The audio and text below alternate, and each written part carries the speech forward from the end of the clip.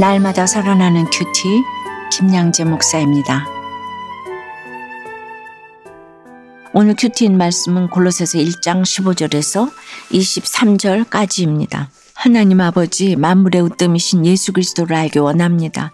말씀해 주시옵소서. 듣겠습니다. 만물의 으뜸이신 예수 그리스도는 첫째 보이지 아니하는 하나님의 형상이십니다. 15절에 그는 보이지 아니하는 하나님의 형상이시오 모든 피조물보다 먼저 나신 이시니 라고 해요. 하나님은 영이시기에 인간은 하나님을 볼 수도 감각으로 느낄 수도 없습니다. 인간적인 지식이나 추론으로 하나님의 존재를 파악하려니 미신이 나오고 이단이 나오는 것입니다. 그래서 칼빈은 그리스도를 떠나서 하나님을 파악하고 설명하려는 모든 시도를 우상이라고 못 박았지요. 요한복음 1장 18절에 본래 하나님을 본 사람이 없으되 아버지 품속에 있는 독생하신 하나님이 나타내셨느니라고 하였지요. 하나님 오직 그리스도를 통해 인간들에게 그분의 모습을 나타내셨습니다. 그리스도께서 이처럼 하나님의 아이콘인 것처럼 우리 역시도 그리스도의 아이콘이 되어서 주님을 닮아야 합니다. 그래서 예수님을 보려거든 아무개를 보아라 이런 말을 듣는 여러분이 되시기를 바라요. 그렇다면 우리가 어찌 주님의 아이콘, 주님의 형상으로 살아갈 수 있을까요? 우리가 다 100% 죄인인데 어떻게 내 행위로 하나님을 나타낼 수가 있겠습니까? 날마다 큐티하며 내 죄를 보고 적용하며 거룩해지려고 애를 써도 되었다함이 없는 우리입니다. 그러나 이런 연약함을 고백하는 것 자체가 하나님을 부르짖어 찾게 하는 구원의 통로가 됩니다. 이런 고백이 곧 내 지체들에게 보이지 아니하는 하나님의 형상 예수 그리스도를 보여주는 삶이 되는 것입니다. 적용 질문입니다. 여러분에게 예수님은 어떤 분입니까? 주님의 형상을 보여줄 만한 내 인생의 간증은 무엇입니까? 만물의 으뜸이신 예수 그리스도는 둘째, 천사보다 우월하십니다. 16절에 만물이 그에게서 창조되되 하늘과 땅에서 보이는 것들과 보이지 않는 것들과 혹은 왕권들이나 주권들이나 통치자들이나 권세들이나 만물이 다 그로 말미암고 그를 위하여 창조되었고라고 합니다. 17절에는 또한 그가 만물보다 먼저 계시고 만물이 그 안에 함께 섰느니라고 해요. 우리는 왕권, 주권, 권세 이런 것들을 참 좋아합니다. 겉으로 보이는 대단한 것들, 외모로 보이는 것들을 내려놓지 못하기 때문이죠. 그래서 천사가 경배의 대상이 되고 천사 같다는 말을 최고의 칭찬으로 여깁니다. 배우자를 골라도 천사 같은 사람을 고르고 싶어 해요. 권세도 있고 교양과 지식을 갖추고 도덕적으로도 선한 천사 같은 사람을 예수님보다 더 의지합니다. 그러나 히브리서 1장 6절 7절에 하나님의 모든 천사들은 그에게 경배할지어다 말씀하시며 또 천사들에 관하여는 그는 그의 천사들을 바람으로 그의 사역자들을 불꽃으로 삼으시느니라고 했지요. 천사는 그저 예수님을 경배해야 할 신분에 불과합니다. 주께서 바람으로 불꽃으로 삼으시는 도구일 뿐이에요. 우리가 천사를 여기는 사람도 돈도 그렇습니다.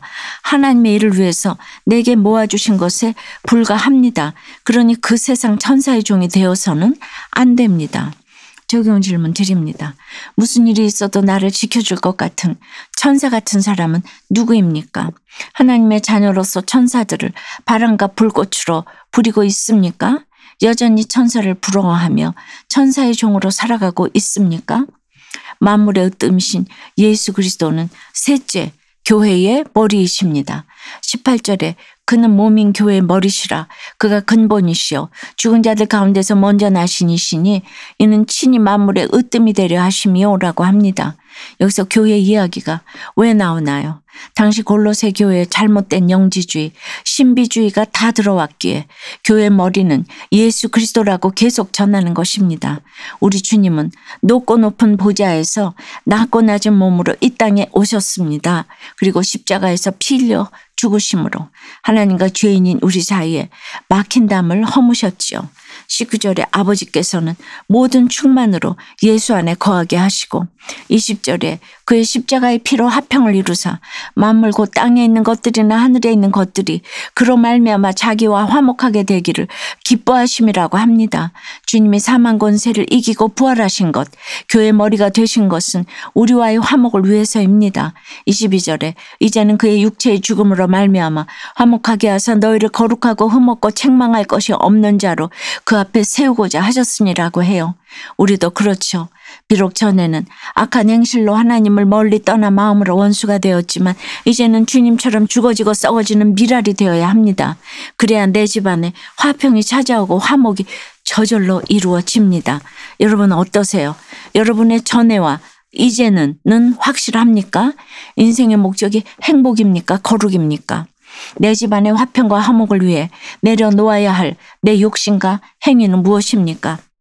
자기 자신을 믿고 공부에만 매진하는 것이 주님과 원수가 될 수 있음을 깨닫고 이제는 날마다 큐티하며 하나님과 더욱 가까워지길 원한다는 한 초등학생의 어린이 큐티인 묵상 간증이에요. 저는 학원을 옮긴 뒤 성적이 오르자 내가 학원을 잘 선택한 결과야 라고 생각했어요. 그런데 점점 하나님과 멀어지고 친구 사이도 나빠졌어요. 그뿐 아니라 공부가 어려워지고 몸까지 아팠어요. 그래서 오늘 21절에 여러분의 악한 행실 때문에 하나님과 멀어져서 마음으로는 하나님과 원수가 되고 만 것입니다 라는 말씀이 와 닿아요. 그동안 저 자신을 의지하면서 하나님과 단절되어 원수 사이가 되었다는 것을 깨달았어요. 앞으로는 날마다 큐티하면서 하나님과 가까워질래요. 저의 적용은 제가 아닌 하나님을 더 의지하고자 날마다 큐티할게요입니다.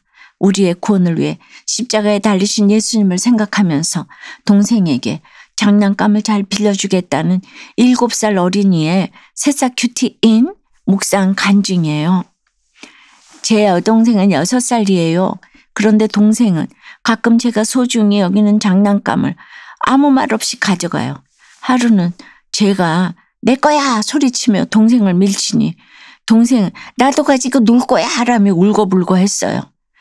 그 모습을 보니 동생에게 제 장난감을 주기가 더 싫었어요. 그런데 22절 말씀에 예수님은 우리를 흠도 죄도 없게 하시고 하나님 앞에 세워주셨대요. 저를 구원하시려고 십자가에 달리신 예수님을 생각하며 앞으로는 동생에게 잘 양보하는 오빠가 될게요.